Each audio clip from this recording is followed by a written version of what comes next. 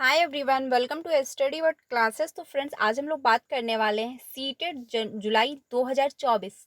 आप कैसे क्वालिफाई करेंगे, पेपर 1 हो या फिर आपका पेपर 2 हो।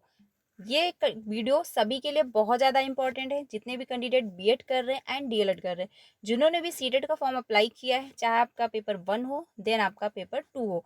सभी के लिए ये वीडियो बहुत ज़्यादा इंपॉर्टेंट है, क्योंकि इसमें मैं डिस्कस करने वाली हूँ कि आप कैसे सोशल साइंस में 50+ मार्क्स ला सकते हैं। साथ ही साथ आप कैसे जो है सीटेट क्वालिफाई कर सकते हैं फर्स्ट अटेम्प्ट में। जैसे मेरा फर्स्ट अटेम्प्ट में सीटेट क्वालिफाई हो गया और बहुत सारे कैंडिडेट का हो जाता है। जैसे कि आप खुद ही समझ लीजिए, फॉर्म पड़ते हैं 10 लाख, 11 लाख, 12 लाख, ऐसे फॉर्म फिलअप किए जाते हैं। उसमें से क्वालिफाई जो होते हैं 1 लाख, 1.5 लाख, बस इनफ है। इस बार का भी रिजल्ट जो है इतना ही गया हुआ है। तो क्या सभी मेहनत नहीं करते? सभी मेहनत करते हैं, बट क्या है, हमको सही डायरेक्शन में मेहनत करने की ज़रूरत है। यानी पढ़ते सभी हैं, बट हमको पढ़ना क्या है, सीटेट में पूछता क्या है, हमको वो पढ़ना है। ठीक है। तो क्वालिफाई सबका होता नहीं है, बट जो मेहनत करते हैं, जो सभी सही डायरेक्शन में पढ़ाई करते हैं, सही स्ट्रेटजी अपनी रखते हैं, एनालिसिस करते हैं कि हाँ, कौन सा हम पेपर देने जा रहे हैं, कौन सी सब्जेक्ट हमको पढ़नी है, कहाँ से क्वेश्चन पूछे जाते हैं। ठीक है। तो जो ऐसे प्लान करता है उसका ही क्वालिफाई हो पाता है। तो आज की वीडियो में मैं यही आपको बताने वाली हूँ कि आप कैसे सीटेट क्वालिफाई कर सकते हैं। मेरा फर्स्ट अटेम्प्ट में सीटेट क्वालिफाई हो गया था। मैंने ना तो कोई ऑनलाइन कोचिंग की, ना कोई ऑफलाइन कोचिंग की, ना कोई मॉक टेस्ट लिए। सिर्फ मैंने क्या किया, यूट्यूब की हेल्प ली। देखिए, सबसे इंपॉर्टेंट क्या है, होता क्या है कि हम यूट्यूब पे, क्योंकि फ्री में सब क्लासेस अवेलेबल हैं, जो फ्री में क्लासेस मिलती रहती हैं, तो हम क्या करते हैं, एक टीचर से पढ़ते हैं एक क्लास, दूसरे टीचर से पढ़ते हैं दूसरी क्लास। ऐसा आपको नहीं करना है। एक टीचर पकड़िए जिसमें आपको समझ में आए। यानी कि पहली बात तो आंख बंद करके उस पर भरोसा मत करिए। पहले ये देखिए आपका सिलेबस क्या है। ठीक है। आपकी सब्जेक्ट क्या है, कौन कौन से सब्जेक्ट जो है पूछी जाती हैं। उसके बाद कौन सा टीचर जो है आपको, मतलब पढ़ाते सभी बेस्ट हैं, ऐसा नहीं कोई नहीं बेस्ट पढ़ाता है, बट आपको समझ में किसका मेथड आ रहा है, वो डिपेंड करता है आप पर, कि आपको किसकी बात अच्छे से समझ में आ रही है, कौन अच्छे से एक्सप्लेन कर पा रहा है, कौन अच्छे से आपको समझा पा रहा है।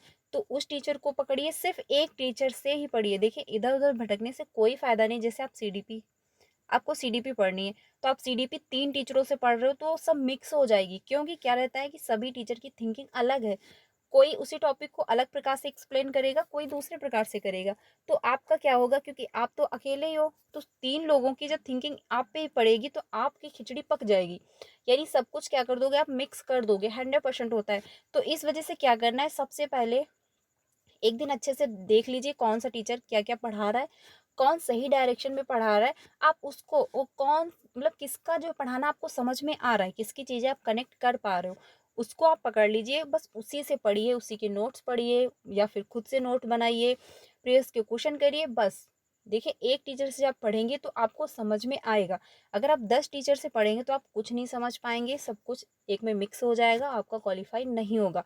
तो एक मेन रास्ता यही है कि आप पहले से सर्च कर लें कौन बेस्ट पढ़ा रहा है और किसका समझ में आ रहा है। देखिए, लाखों व्यूज किस पे जा रहे हैं मैटर नहीं करता है, आपका किस पे समझ में आ रहा है, ठीक है, ये मैटर करता है। तो आप ये देखिए कि किसकी मेथड, किसका पढ़ाने का तरीका, किसकी थिंकिंग आपसे मैच हो रही है, तो किसका समझ में आपको आ रहा है, आप उसको पकड़िए। एक टीचर से पढ़िए, सभी टीचर की तरफ मत दौड़िए। ये सबसे बड़ी जो आज की दिक्कत है, क्योंकि हमको क्या है, यूट्यूब पे सभी की फ्री क्लासेस मिलती हैं, तो हम 1 घंटा एक टीचर की क्लास देख लेते हैं, आधा घंटा दूसरे टीचर की क्लास देख रहे हैं। तो ऐसा हो रहा है, ऐसा आपको बिल्कुल भी नहीं करना है। एक टीचर से ही पढ़ाई करनी है। सबसे इम्पोर्टेंट यही बात है, क्योंकि ये जो आपने फॉलो किया, अगर एक ही टीचर से आपने पढ़ाई की, तो धीरे धीरे आपको समझ में आने लगेगा। ठीक है। तो आज की क्लास में हम लोग बात करने वाले हैं कि कैसे आप फर्स्ट अटेम्प्ट में सीटेट क्वालिफाई कर सकते हैं। तो इसको प्लीज़ लास्ट तक देखना, आपको बहुत समझ में आएगा एंड आपको काफ़ी हेल्प मिलेगी। ठीक है। तो जो हम ट्रिक बताने वाले हैं, इससे हज़ारों अभ्यर्थियों का क्वालिफाई हुआ है, क्योंकि यही मेथड हज़ारों क्या लाखों अभ्यर्थी जो क्वालिफाई करते हैं, वो सिर्फ यही ट्रिक अपनाते हैं। और आपको भी यही ट्रिक अपनानी है, क्योंकि इस बार जो है सीटेट आपका क्वालिफाई होना बहुत ज़्यादा ज़रूरी है। यानी कि 110% वन है। क्योंकि मेन रीज़न क्या है, आपको D++ की वैकेंसी देखने को मिलने वाली है। बीपीएससी में तो वैकेंसी आपको भरपूर मात्रा में देखने को मिल रही है। यानी अभी आपको टीआरई 4 देखने को मिलेगा। साथ ही साथ इसी ईयर के लास्ट वीक में, मतलब लास्ट में आपको टीआरई 5 भी देखने को मिलने वाला है। साथ ही साथ आपको नवोदय विद्यालय की वैकेंसी, वो भी आपको देखने को मिल रही हैं। साथ ही साथ आपको कीवेस भी देखने को मिलेगा। एकलव्य जो स्कूल होते हैं उसमें भी जो है जगह निकलने वाली हैं। तो बहुत सारी वैकेंसी आपको देखने को मिलेंगी, बट आप तभी अप्लाई कर पाओगे जब आपका सीटेट क्वालिफाई होगा। तो इस बार सीटेट क्वालिफाई कर लीजिए, अभी भी आपके पास इनफ टाइम है। क्योंकि कुछ लोग क्या करते हैं 1 मंथ में सीटेट क्वालिफाई करते हैं। बहुत से ऐसे लर्नर हैं जो क्या करते हैं 1 मंथ में ही सीटेट को पढ़ के आप क्वालिफाई कर लेते हैं।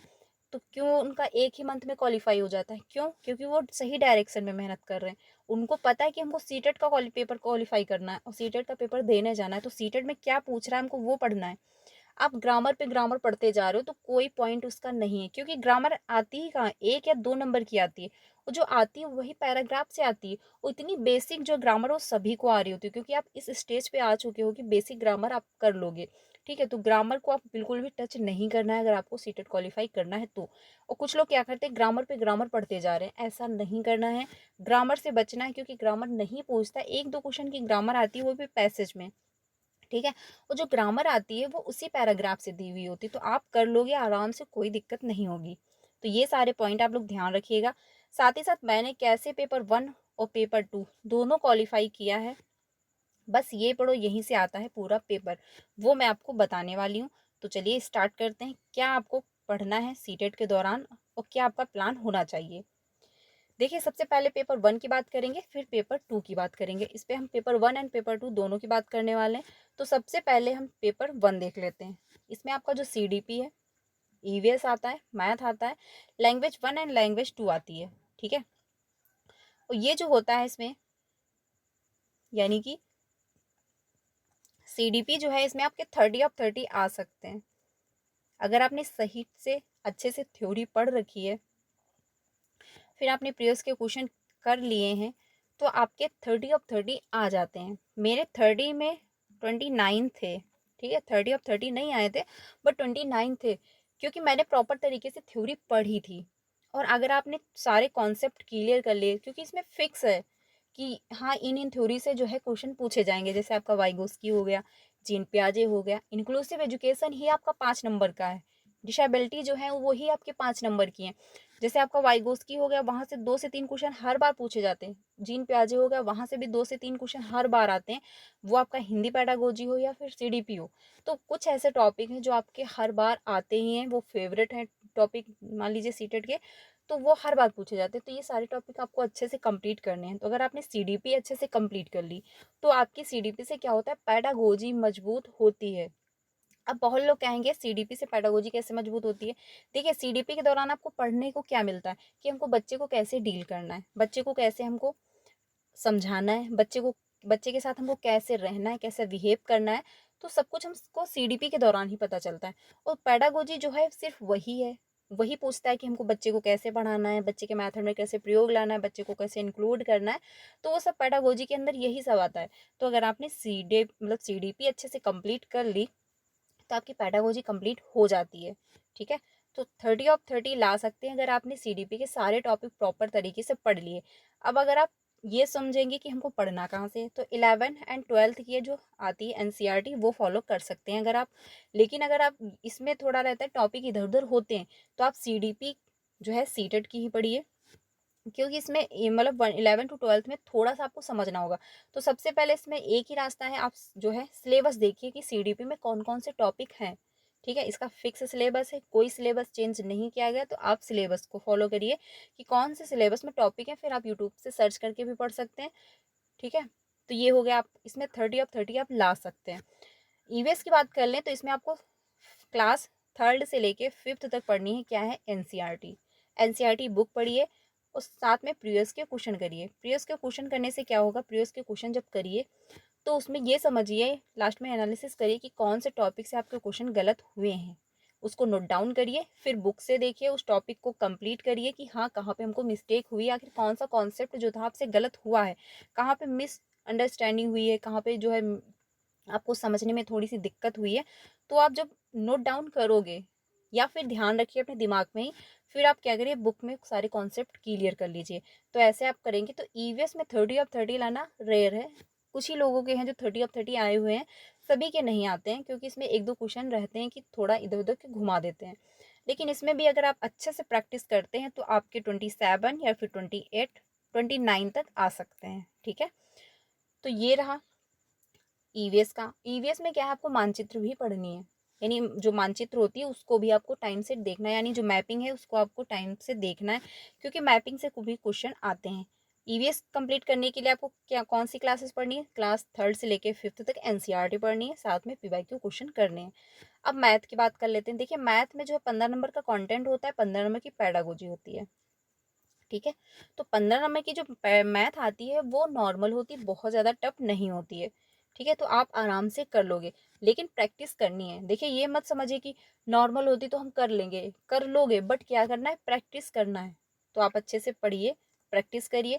मैथ जो है कंटेंट जो आता है उसको आप अच्छे से समझिए, साथ ही साथ पैडागोजी भी करिए, क्योंकि जो स्कोर है वो 50-50 है, यानी 15 नंबर का कंटेंट, 15 नंबर का जो पैडागोजी आता है, तो पैडागोजी भी आपकी अच्छे से कंप्लीट हो जाएगी। और पैडागोजी में अगर आपने बहुत अच्छे से समझ लिया तो इसमें आपके 13 या मान लीजिए आपके 14 भी आ सकते हैं अच्छे से, अगर आपने कंप्लीट कर लिया है। ठीक है, तो अब हम बात कर लेते हैं लैंग्वेज 1 एंड लैंग्वेज 2। देखिए सबसे ज़्यादा जो दिक्कत है वो यहीं पे होती है। कुछ लोगों का क्या रहता है कि पैराग्राफ जो है, यानी जो पैसेज है उनको सॉल्व नहीं करते। उनको लगता है कि पैसेज ही तो है, वहीं एग्जाम हॉल में सॉल्व कर लेंगे।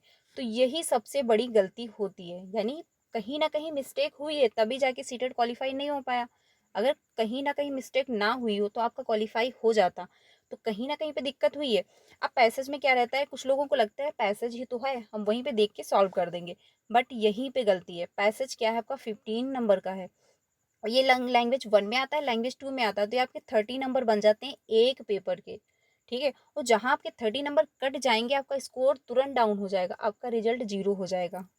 ठीक है, तो इसलिए क्या करना है, पैराग्राफ यानी जो पैसेज है उनको आप सॉल्व करिए, हफ्ते में एक बार करिए। अगर आपके पास ज़्यादा टाइम नहीं है तो हफ्ते में एक बार करिए, लैंग्वेज 1 के, लैंग्वेज 2 के। अगर आपके पास ज़्यादा टाइम है तो 2 से 3 दिन में एक पैराग्राफ सॉल्व करिए, आपके पास जिस हिसाब से टाइम हो। अगर ज़्यादा टाइम है तो आप डेली पैराग्राफ को सॉल्व कर सकते हैं, इसमें ज़्यादा टाइम नहीं लगता है। स्टार्टिंग में टाइम लगेगा, बट क्या रहता है, धीरे धीरे क्या होता है, प्रैक्टिस इनफ करेंगे तो टाइम कम लगेगा। और साथ ही साथ आपका यहीं से जो है टाइम भी बचता है। क्योंकि इसमें दिक्कत क्या है, क्वेश्चन को आपने पढ़ा, कीवर्ड ढूंढना, कैसे पैराग्राफ को सॉल्व करेंगे इसकी मैंने वीडियो बनाई है, बहुत अच्छे से एक्सप्लेन किया है, आपको समझ में आएगा। मैंने वैसे ही पैराग्राफ को सॉल्व किया था और कम टाइम में मेरा हो गया था, टाइम भी बच गया था। तो इसलिए पैराग्राफ से ही टाइम बचेगा आपका। तो पैराग्राफ को कैसे सॉल्व करना है, आप क्वेश्चन पढ़िए, कीवर्ड उठाइए, पैराग्राफ पे जाइए, उसी के आसपास की लाइनें पढ़िए, एक ऊपर की लाइन एक नीचे की लाइन, उसी के आसपास आपको आंसर मिल जाएगा। ऐसे ही आप सॉल्व करिए, क्योंकि पैराग्राफ अगर आप पहले पढ़ेंगे फिर क्वेश्चन पढ़ेंगे फिर पैराग्राफ पे जाएंगे तो उसमें आपको टाइम लगेगा। ऐसा आपको नहीं करना, आपको टाइम बचाना है। लास्ट में जब आपका बचेगा 15 दिन पेपर के, तो मैं डिस्कस करूंगी कि आपको क्वेश्चन कैसे डील करने हैं। ठीक है, यानी कैसे आप क्वेश्चन को कम समय में सॉल्व कर पाएंगे। तो आप लोग अगर चैनल पे पहली बार आए हो तो सब्सक्राइब कर लीजिएगा, यहाँ से आपको काफ़ी हेल्प मिलेगी एंड साथ ही साथ आपको क्लासेस भी मिलती हैं। ठीक है, तो सबसे पहले जो आपका पैसेज है वो आप डेली या फिर हफ्ते में एक बार या फिर 2 दिन में टाइम निकाल के आप सॉल्व करिए। पैसेज को अच्छे से सॉल्व करिए, समझिए कि हाँ पैसेज क्या, और पैसेज जो करने हैं आपको सिर्फ प्रयोज के करने हैं। देखिए कहीं से भी प्रयोज के क्वेश्चन मतलब पैसेज उठा के मत सॉल्व करिएगा, क्योंकि सीटेट ने खुद इतने जो है पीवाई के क्वेश्चन दे रखे हैं, पैसेज दे रखे हैं, यानी बहुत सारे पेपर्स के क्वेश्चन हैं, आप उसको उसी में पैसेज मिल जाएंगे। और पैसेज को जब सॉल्व करिए तो लैंग्वेज 1 का भी होना चाहिए, लैंग्वेज 2 का भी होना चाहिए, क्योंकि आपको दोनों सॉल्व करने हैं। ठीक है, यानी कि पैसेज जैसे हिंदी है आपकी लैंग्वेज फर्स्ट, ठीक है, तो आपको पेपर 1 का भी सॉल्व करना है, पेपर 2 का भी सॉल्व करना है। उससे क्या होगा, कभी कभी देखिए जो हिंदी लैंग्वेज होती है या फिर लैंग्वेज जो फर्स्ट होती है वो चेंज नहीं होती है, वो सेम ही होती है। अगर आपने लैंग्वेज फर्स्ट हिंदी ले रखी है तो पेपर 1 हो या पेपर 2 कोई दिक्कत नहीं, सेम होती है, वही सब एक ही जैसे क्वेश्चन होते हैं, वही पेपर 1 में भी पूछ ले जाते हैं, वही पेपर 2 में भी होते हैं। तो पैराग्राफ आपको दोनों लैंग्वेज के मतलब दोनों पेपर के सॉल्व करने, पेपर 1 हो या आपका पेपर 2 हो। और पैसेज को सॉल्व करिए, वहीं से आपका टाइम बचेगा। पैसेज कहाँ से सॉल्व करने हैं, सिर्फ प्रेयर्स के पैसेज सॉल्व करिए। ये आपके 30 नंबर का होता है, आप पैसेज को सॉल्व करिए, जैसे मैं कह रही हूँ आप फॉलो करिए, यकीन मानिए आपका फर्स्ट अटेम्प्ट में सीटेट क्वालिफाई हो जाएगा। मैं बार बार इतना फोकस देके क्यों कह रही हूँ, क्योंकि मेरा ऐसे ही क्वालिफाई हुआ था। तो मुझे सीटेट के प्रिपरेशन के दौरान इतना इतना ज़्यादा एक्सपीरियंस, मतलब इतना बहुत ज़्यादा नहीं बट इतना एक्सपीरियंस हो चुका है कि आप अगर आप ऐसे फॉलो करते हैं तो आपका सीटेट क्वालिफाई हो जाएगा। ठीक है। तो अगर आपने पैसेज लैंग्वेज 1 एंड लैंग्वेज 2 के क्वालिफाई मतलब अच्छे से डिस्कस कर लिए, अच्छे से अगर आपने प्रैक्टिस कर लिए, तो आपके 30 नंबर हो जाते हैं। और पैसेज में पूरे के पूरे नंबर आते हैं, इसमें आपका एक भी नंबर नहीं कटता है। जो मतलब क्योंकि ये लैंग्वेज तो है नहीं, मतलब ये कोई पैडागोजी तो है नहीं जो इसमें नंबर कट जाएंगे, इसमें कोई नंबर नहीं कटते। इसमें आपके फिक्स नंबर रहते हैं, और नंबर आपके अगर अच्छे से आपने पैसेज सॉल्व किए तो 30 आप 30 ला सकते हो लैंग्वेज 1 एंड लैंग्वेज 2 के। और यही पेपर 2 का भी रहता है, तो उसमें भी 30 नंबर की जो है पैसेज आते हैं, यानी लैंग्वेज 1 के लैंग्वेज 2 के। क्योंकि 15 नंबर का लैंग्वेज 1 में होता है, 15 नंबर का लैंग्वेज 2 में होता है, तो दोनों मिला के 30 हो जाते हैं। और 30 नंबर जो है पेपर 1 में आपको मिल जाते हैं फोकट के। आप इसको फोकट के ही कहेंगे, क्योंकि क्या है, इसमें आपको कुछ रटना नहीं है, सिर्फ क्या करना है, प्रैक्टिस करनी है। प्रीवियस के जितने भी पैसेज हैं, बहुत सारे तो आप सॉल्व नहीं कर पाएंगे, पर हाँ जो अभी 2022 में हुए हैं, 2023 में हुए हैं, 2024 में जो 21 जनवरी को हुआ वो आप सॉल्व करिए। तो इससे क्या होगा, आपको समझ में आएगा कि पैसेज कैसे पूछता है। वही पैसेज रिपीट नहीं होता है, ये बात तो सही है, बट पैसेज को सॉल्व करने से क्या होगा, आपका टाइम बचेगा। आपको समझ में आएगा कि कम टाइम में हम कैसे पैसेज को सॉल्व कर सकते हैं और कैसे पैसेज पूछे जाते हैं। ठीक है, अब चलते हैं। देखिए, ये सारा प्रोसेस करने के बाद, यानी आपने पैसेज जो है, आपको प्रीवियस के पैसेज सॉल्व करने, मैथ कंटेंट जो आता है वो आपको अच्छे से पढ़ना है, क्योंकि 15 नंबर की आती है, 15 नंबर का जो आपको पेडागोजी आता है। ईवीएस आपको क्लास 3rd से लेकर के 5th तक पढ़नी है, एनसीईआरटी फॉलो करनी है। सीडीपी आप सिलेबस देख के चैप्टर वाइज सर्च करके भी यूट्यूब पे पढ़ सकते हैं, या अगर आप 11th-12th की बुक पढ़ना चाहते हैं तो पढ़ सकते हैं, लेकिन उसमें आपको थोड़ा सा दिमाग लगाना होगा, इतना आपके पास अब टाइम नहीं है, क्योंकि आल सब्जेक्ट को आपको टाइम देना है, तभी जाके आपका क्वालिफाई हो पाएगा। और सबसे ध्यान देने वाली बात क्या है कि आपको टाइम सभी सब्जेक्ट को देना है। जो आपकी सब्जेक्ट बहुत अच्छी स्ट्रांग है तो आप उसको थोड़ा सा कम टाइम दीजिए, बट जो है एनालिसिस सारे सब्जेक्ट पे करिए कि कौन से सब्जेक्ट आपकी स्ट्रांग है, कौन से सब्जेक्ट वीक है। ठीक है, तो इतना करने के बाद आपको आपको क्या करना है, सिर्फ एनसीईआरटी फॉलो करनी है, साथ ही साथ प्रीवियस के क्वेश्चन भी लगाने हैं, क्योंकि अब आपके पास एक महीना या 1.5 महीना बचा हुआ है। ठीक है, तो उसमें क्या करना है, आपको एनसीईआरटी एंड प्रीवियस के क्वेश्चन। मॉक टेस्ट जो है आपको बिल्कुल भी नहीं लगाना है। देखिए, मॉक टेस्ट में क्या रहता है, कन्फ्यूजन क्रिएट होती है, और मॉक टेस्ट में क्वेश्चन जो है इधर उधर के पूछे जाते हैं, तो आपको कहीं से भी मॉक टेस्ट नहीं लगाना है, कहीं से भी मॉक टेस्ट नहीं खरीदना है। अगर हाँ फ्री में कहीं मिल रहा है तो आप प्रैक्टिस के लिए जा सकते हो, फ्री में कर लो, बट क्या है कि मॉक टेस्ट आप कहीं से भी परचेज मत करिए। मॉक टेस्ट करने से कोई भी बेनिफिट नहीं होगा। आप एनसीईआरटी फॉलो करिए, प्रीवियस के क्वेश्चन करिए, आपका क्लियर हो जाएगा। पेपर 1 आप ऐसे ही करिए, आपका पेपर 1 क्लियर हो जाएगा। अब हम लोग बात कर लेते हैं पेपर 2, जो कि बहुत इंपॉर्टेंट है। पेपर 1 तो बहुत लोगों का क्वालिफाई हो जाता है, बात जो है पेपर 2 की ही रहती है, क्योंकि इस बार का जो रिजल्ट है, मतलब सीटेट ने खुद अपना डाटा दिया है कि 8% जो है सीटेट पेपर 2 गया है रिजल्ट। तो आप खुद समझ सकते हैं कितना ज़्यादा जो है रिजल्ट डाउन गया है, यानी कितने कम लोग जो हैं सीटेट पेपर 2 क्वालिफाई कर पाते हैं। पेपर 1 तो हो जाता है, बट रहता क्या है पेपर 2, और पेपर 2 में रहता क्या है, एसएसटी। एसएसटी ही पेपर 2 जो है क्वालिफाई नहीं होने देती है, इसी में टाइम लगता है, और इसी में जो है यही स्कोरिंग सब्जेक्ट है। इसका रीज़न क्या है कि इसको पढ़ना होता है बुके, क्लास 6 से लेकर क्लास 8 तक, और एनसीईआरटी जो है वो फॉलो करनी पड़ती है। एसएसटी कोई पढ़ यानी बुके कोई फॉलो नहीं आज की डेट में करना चाहता। सब क्या चाहते हैं, प्रीवियस के क्वेश्चन कर ले और मेरा क्वालिफाई हो जाए, तो ऐसा नहीं होगा। अगर आप बुक फॉलो नहीं करेंगे, थ्योरी अच्छे से नहीं पढ़ेंगे, चैप्टर वाइज अगर हर चीज़ें नहीं समझेंगे, तो आपका एसएसटी क्वालिफाई नहीं होगा। पहले हो जाता होगा, बट आज की डेट में नहीं होगा। और साथ ही साथ अगर आप ये समझ रहे हैं कि हम प्रीवियस के क्वेश्चन करके कर लेंगे तो आपके नंबर आएंगे 20, या फिर नंबर आएंगे आपके 25, या फिर आ जाएंगे 30, इसके ऊपर इनफ है, नहीं आएंगे। तो जब तक आपके नंबर 40 के ऊपर नहीं जाएंगे, आप कहाँ से क्वालिफाई कर पाओगे। तो बुकें तो आपको पढ़नी पड़ेंगी, एनसीईआरटी फॉलो करनी पड़ेगी, तभी जाके आपका पेपर 2 क्वालिफाई हो पाएगा। गूगल से कैसे डाउनलोड करेंगे न्यू एनसीईआरटी, इसकी मैंने वीडियो बनाई है। अगर आपको नहीं मिल पा रही हैं क्लासेस, यानी जो है पीडीएफ नहीं मिल पाती हैं, तो या तो आप 6, 7, 8 की बुक ले लीजिए, ठीक है, जो प्राइमरी में चल मतलब उच्च माध्यमिक में चलती हैं, या फिर आप गूगल से भी फ्री में डाउनलोड कर सकते हैं। लैंग्वेज में कोई भी हो, इंग्लिश लैंग्वेज में अगर डाउनलोड करना चाह रहे हैं तभी मैंने उसमें डिस्कस किया है, हिंदी में करना चाहते हैं तब भी मैंने उसमें बताया है प्रॉपर तरीके से डाउनलोड करके। तो आप लोग वहाँ पे जा करके डाउनलोड कर सकते हैं, और क्लास मतलब वीडियो देख सकते हैं कि कैसे आपको डाउनलोड करना है। ठीक है, पेपर 2 जो है इसमें आपका सीडीपी पेपर 1 हो या पेपर 2 सेम रहता है। तो अगर आपने पेपर 1 के लिए सीडीपी अच्छे से प्रिपरेशन की है तो आपको पेपर 2 में भी क्वालिफाई मतलब हेल्प करेगी। लैंग्वेज आपकी सेम रहती है तो कोई ये डाउट मत रखना। अगर आपने लैंग्वेज 1 ले रखी यानी लैंग्वेज 1 में आपने हिंदी ले रखी है पेपर 2 और पेपर 1 में, तो आपकी सेम रहती है, ठीक है। और अगर आपने लैंग्वेज 2, ठीक है, लैंग्वेज 2 में आपने संस्कृत ली है या फिर आपने इंग्लिश ली है, तो वो भी सेम रहती है, पेपर 1 हो चाहे पेपर 2 हो। लेकिन कई मतलब क्या होता है, कभी कभी ये कुछ लोग लेते हैं लैंग्वेज 1 में जो आपका हो जाता है इंग्लिश, या फिर लैंग्वेज 1 में ले लेते हैं संस्कृत और लैंग्वेज 2 में ले लेते हैं वो हिंदी। तो अपना आप अपने हिसाब से समझ लेना कि कौन सी हमने लैंग्वेज ली है और कौन सी हमको लैंग्वेज सॉल्व करनी है।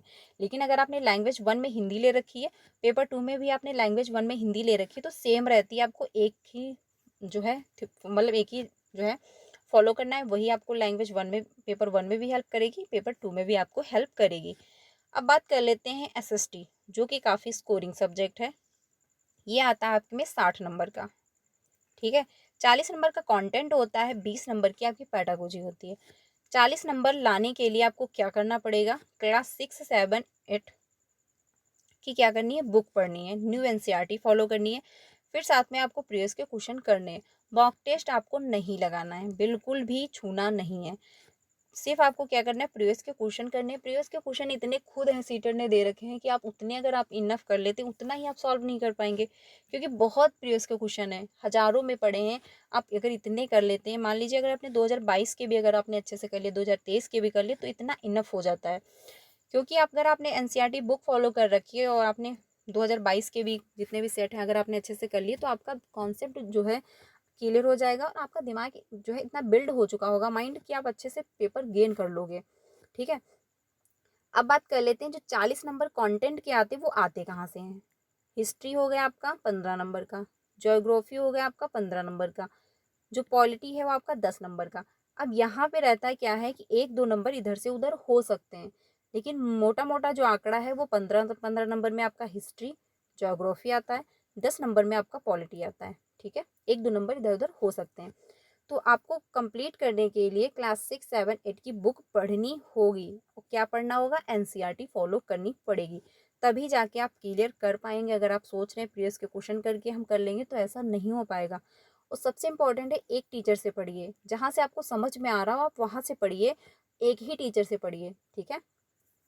अगर आप खुद से पढ़ पा रहे हैं तो खुद से पढ़िए, या फिर आपको जिससे समझ में आ रहा है आप उससे पढ़िए, पर पढ़िए सिर्फ एक टीचर से। ये नहीं कि आप 10 टीचर से पढ़ते जा रहे हो। हाँ, सब्जेक्ट चेंज कर सकते हो, जैसे कि आपको मैथ किसी और टीचर की समझ में आ रही है तो आप वहाँ से पढ़ लीजिए, ठीक है। एसएसटी किसी और टीचर से समझ में आ रही है तो आप वहाँ से पढ़ लीजिए, लेकिन ये नहीं करना है कि आप एसएसटी ही 3 टीचरों से पढ़ते जा रहे हो, ऐसा आपको नहीं करना। आप सीडीपी ही 3 टीचरों से पढ़ते जा रहे हो, ऐसा नहीं करना है।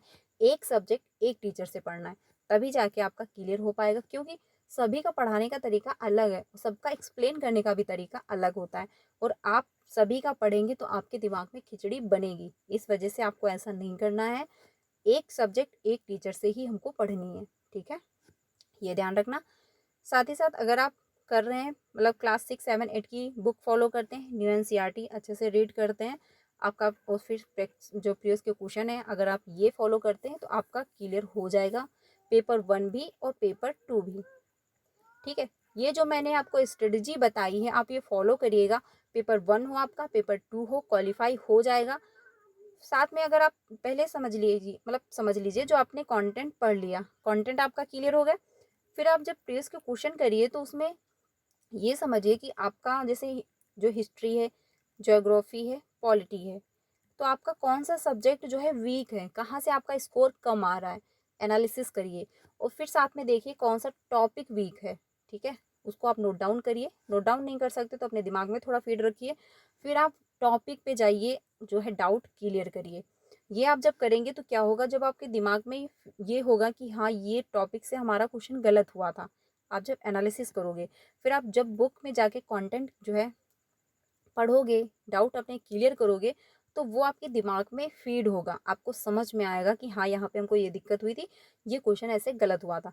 तो जहाँ पे मिस्टेक होती है फिर एनालिसिस किया जाता है तो वो चीज़ें दिमाग में बैठती हैं, ठीक है। तो इस वजह से ये ध्यान रखना प्रीवियस के जब क्वेश्चन करना, तो साथ में ये भी समझना कि कहाँ पे दिक्कत हो रही है, कौन से टॉपिक में, कौन से सब्जेक्ट में हमको दिक्कत आ रही है, कौन सा सब्जेक्ट हमारा वीक है, कौन सा सब्जेक्ट हमारा मीडियम है। जो सब्जेक्ट आपका अच्छा खासा है तो उस पर थोड़ा कम फोकस करिए, बाकी जो सब्जेक्ट वीक है उस पर आप ज़्यादा ध्यान दीजिए। लेकिन ध्यान देना सभी सब्जेक्ट को, ये नहीं आपकी मैथ बहुत अच्छी है तो मैथ को आप फॉलो ही नहीं कर रहे हो, बाकी सब्जेक्टें पढ़ते जा रहे हो, तो ऐसा नहीं करना है। पढ़ना सारी सब्जेक्टें हैं, बट ये है थोड़ा बहुत कम ज़्यादा, ठीक है। तो ये है स्ट्रेटजी, आप यही फॉलो करिए। पेपर 1 हो आपका चाहे पेपर 2 हो, क्वालिफाई हो जाएगा। फर्स्ट अटेम्प्ट में होगा, कोई दिक्कत नहीं होगी। एक टीचर से पढ़िए जहाँ से आपको समझ में आए, उनको फॉलो करिए। साथ ही साथ एनसीईआरटी पढ़िए एंड साथ में प्रीवियस के क्वेश्चन करिए और खुद से एनालिसिस जरूर करिए। सेल्फ स्टडी सबसे बेस्ट होती है। कोई टीचर आपको रास्ता दिखा देगा कि हाँ इस रास्ते पे आपको चलना है, बट उस रास्ते पे चलना आपको पड़ता है, ठीक है। तो सेल्फ स्टडी करिए, खुद से एनालिसिस करिए, तभी जाके आपका क्लियर होगा। जब आप खुद से एनालिसिस करोगे तो वो चीज़ें आपके दिमाग में फीड होंगी, आपको समझ में आएगा। मान लीजिए आपने प्रीवियस के क्वेश्चन किए, ठीक है, कौन से सब्जेक्ट पे आप अच्छे नहीं हैं, कौन से सब्जेक्ट आपकी वीक है, कौन से सब्जेक्ट आपकी अच्छी है, ये टीचर नहीं बता सकता। ये आप ही खुद से समझ सकते हैं कि हाँ मेरी जो है हिस्ट्री बहुत अच्छी है, या फिर मेरी ज्योग्राफी बहुत अच्छी है, या फिर मेरी पॉलिटी बहुत वीक है। वो आप खुद से ही समझ सकते हैं। तो सेल्फ स्टडी करिए, खुद से एनालिसिस करिए, तभी जाके क्लियर होगा। एंड साथ ही साथ जो गलती हो उसको इग्नोर मत करिए, उसको समझिए, फिर साथ में जाकर के जो कॉन्सेप्ट है जिसमें मतलब मिसअंडरस्टैंडिंग हुई है उसको क्लियर करिए, ठीक है। आप ऐसे फॉलो करिए। और मॉक टेस्ट मत दीजिए, कोई मॉक टेस्ट देने से कोई फ़ायदा नहीं होता है, क्योंकि मॉक टेस्ट से क्वेश्चन नहीं पूछे जाते। एनसीईआरटी से ही क्वेश्चन आते हैं और साथ में प्रीवियस के क्वेश्चन। प्रीवियस के क्वेश्चन करने से आपका टाइम मैनेज होगा, क्योंकि कुछ लोगों का रहता है कि पेपर छूट जाता है, टाइम ही मैनेज नहीं हो पाता। और टाइम मैनेज करने के लिए आपको प्रीवियस के क्वेश्चन ही फॉलो करने पड़ेंगे। प्रैक्टिस इनफ करिए। प्रीवियस के क्वेश्चन करने से आपको कितने फ़ायदे हैं मैं बताती हूँ। सबसे पहले तो आपका टाइम बचता है, ठीक है। साथ ही साथ आपको लैंग्वेज समझ में आती है कि आप जो पेपर पूछ रहा है, जो पेपर है वो कैसी लैंग्वेज में आ रहा है, सीटेट कैसी लैंग्वेज पूछ रहा है, ठीक है। टाइम बचता है आपका, लैंग्वेज समझ में आ रही है आपको, कैसी लैंग्वेज आ रही है। फिर उससे क्या होता है, आपको आपका थर्ड फायदा ये है कि आपको ये समझ में आता है कि कौन से सब्जेक्ट आपकी अच्छी है, कौन से सब्जेक्ट आपकी वीक है। और साथ में ये समझ में आता है कि कौन सा टॉपिक आपका वीक है, ठीक है। यानी कि मान लीजिए हिस्ट्री में आपका कौन सा टॉपिक वीक है, जब आप प्रीवियस के क्वेश्चन करोगे वहाँ से समझ में आएगा। तो ये सारे फायदे होते हैं प्रीवियस के क्वेश्चन करने से। सबसे इंपॉर्टेंट जो है टाइम मैनेज। टाइम मैनेज नहीं होगा तो पेपर छूटेगा, और बहुत लोगों का पेपर छूटता है। आपने खुद ही, जो अगर आपने प्रीवियस के क्वेश्चन किए होंगे आपने खुद ही देखा होगा, जो पेपर है पूछने का तरीका बहुत ज़्यादा लेंथी है और लैंग्वेज बहुत ज़्यादा घुमाई जाती है। सीटेट में अगर आपने लैंग्वेज समझ ली और टाइम मैनेज कर लिया तो आपका क्लियर हो जाएगा। साथ में एनसीईआरटी प्लस प्रीवियस के क्वेश्चन, 2-4 पॉइंट जो हैं इतने अगर आपने क्लियर कर लिए, यानी सबसे पहले टाइम, फिर आपको एनसीईआरटी, फिर आपको प्रीवियस के क्वेश्चन, फिर आपको करना है प्रैक्टिस, साथ ही साथ आपने लैंग्वेज, इतना अगर आपने कर लिया तो आपका क्वालिफाई हो जाएगा सीटेट। क्योंकि टाइम मैनेज भी करना बहुत ज़्यादा ज़रूरी है।